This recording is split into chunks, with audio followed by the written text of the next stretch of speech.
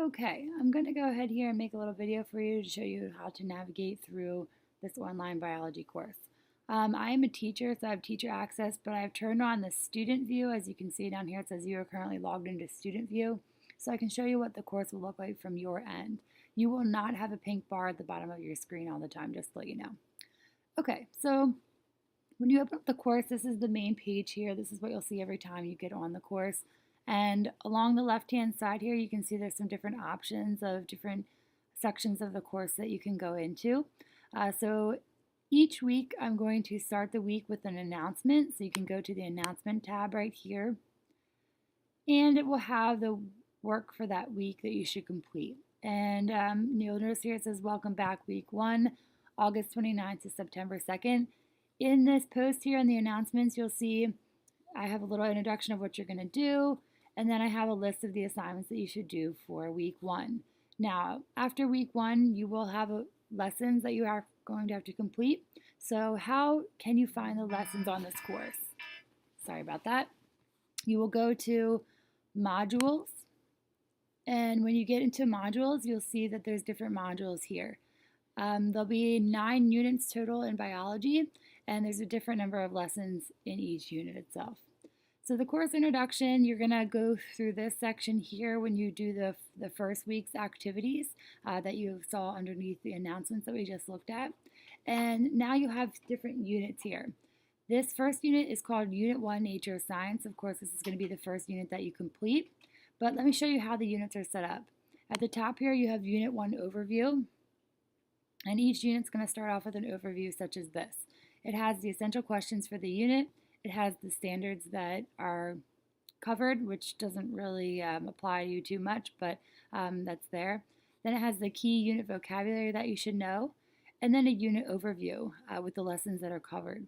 You should complete the lessons in order from 1 through 5 or whatever, how many lessons there might be. And you'll notice sometimes after a few lessons, then you're going to have a quiz.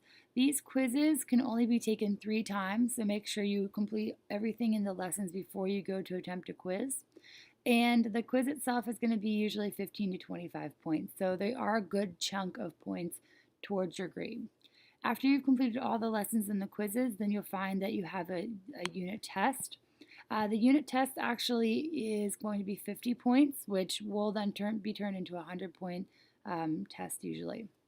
So now you do have a study guide that will be found in your unit each time, and you can see that when you go to the next page after the unit overview, then you'll see the Unit 1 study guide. So you can just click Next, and here you'll find the study guide for the unit. You have access to the study guide the entire time through the unit, so you can fill out the study guide as you go along, or you can do it when you have finished all the lessons right before you're ready to take the test. I'm always available for you to send your study guide to me if you want me to check it out before you attempt to take the unit test. You can only take the unit test 2 times, and that is it. So if you do not do well on the unit test, then that could impact your grade. Now we get into the lessons after the study guide. This is lesson 1 here. You'll see that there's a lesson description at the top right here. There's the essential question. I have key vocabulary highlighted for that lesson, and then the lesson's activities. Now, as you read through what you're supposed to do for each lesson, you'll see that things you should click on are found in dark blue right here, and they're usually going to be in bold. For example, this is a quiz that you're going to have to take after you watch a video. So here's the video right here. Whenever you need to turn something in, something that you need to turn in is going to be found in green like this. And if you click on this link, this green link, it will take you to the page where you actually have to submit the assignment. So whenever you finish your assignment, you can click Submit Assignment, and it will upload for you. Usually the file type that you're going to have is a PDF if you can save any Word documents as a PDF. To do that, you can go to a Word document, and let's say I open up a new document. I want to save it as a PDF. You'll go to Save As, and then you have the option of turning the format into a PDF, and you can save the document as a PDF. And when you click Save, it'll generate a PDF for you. If you're using an iPad or a Mac device, then you can save Pages documents as a PDF as well. Okay, so then you're going to submit your assignment. Make sure that if there is a file type designated right here, it will not allow you to submit your assignment unless you have that proper file type. If you're using a computer like this, you can just hit submit your assignment. Then you'll have a file upload. You'll choose a file, and then you'll submit your assignment. If you need to make any comments about where I should find your assignment, etc., you can put that in there. Or if you just want to say hi.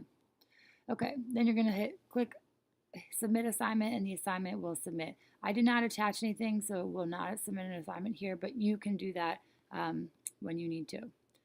Okay, going back to the modules, I'm going to leave the page here because I don't actually need to submit anything. And I was down in lesson 1, so I'll go back there. And if you flip down through here, you can see that when you're all finished, then you can just click next to get to the next lesson. And you keep going through each lesson, reading through the activities, completing things when you need to, and going through them. Okay, now I'm on my 3rd lesson, and you'll notice as I go down through this lesson, I have some things I need to do.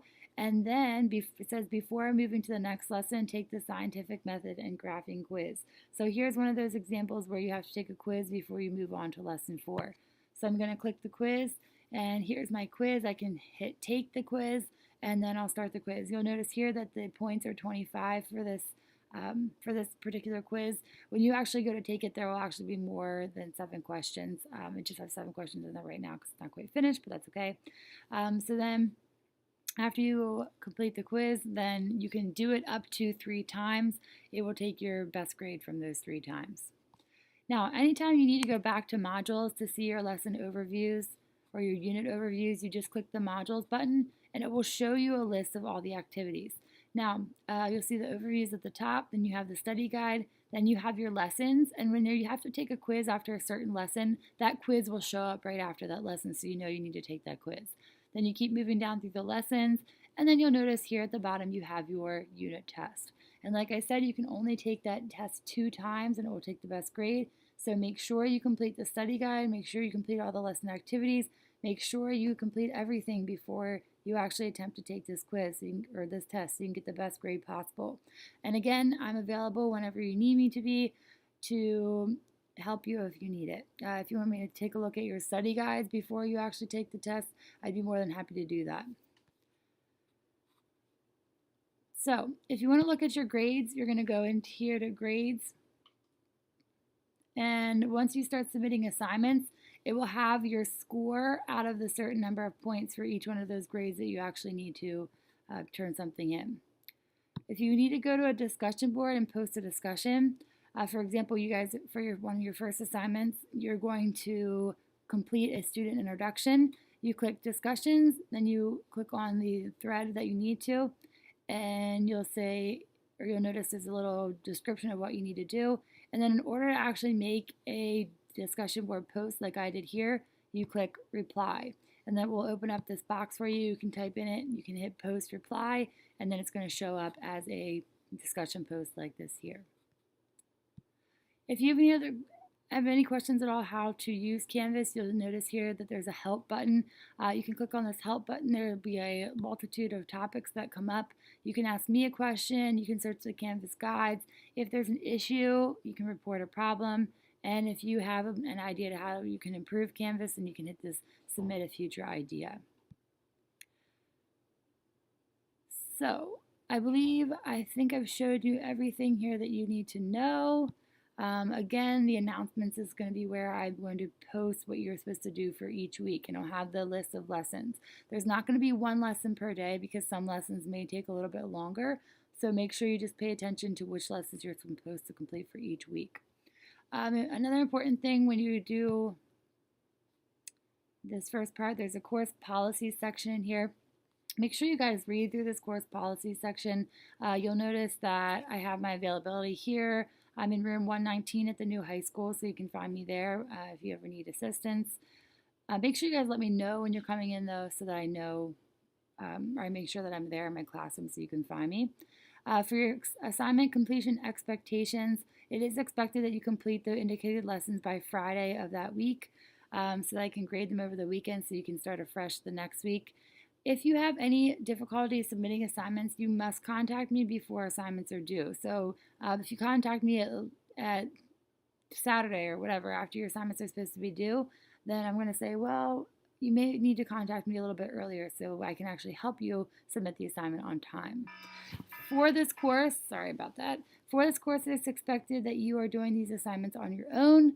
So make sure that you're doing the assignments on your own and learning the material on your own. From time to time, there's going to be some do-it-yourself labs that you're going to have to complete. You can either come into the school to complete them or you can complete them at home on your own. There's not going to be any dangerous materials or chemicals or anything. However, there's just fun little labs you can do to understand the material a little bit better. I understand that things happen and there's all kinds of things that may prevent you from getting your work done. However, if you need more time on certain assignments or you need extensions, please let me know at least one day prior to the assignment due date so that I can help you get the assignment done, or if I need to, I can extend the time for you. I'm very flexible. I don't mind extending due dates if I need to.